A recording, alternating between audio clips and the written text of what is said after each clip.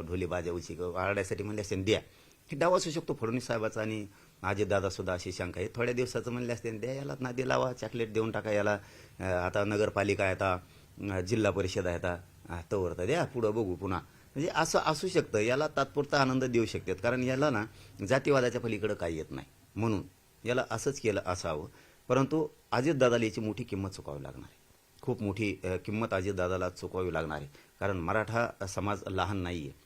अजितदादाच्या मतदारसंघातले आमदार जेवढे निवडून आले मंत्री आणि ते त्यांच्या मतदारसंघातल्या आमदाराच्या पोरापुरीला आरक्षणाची गरज नाही का?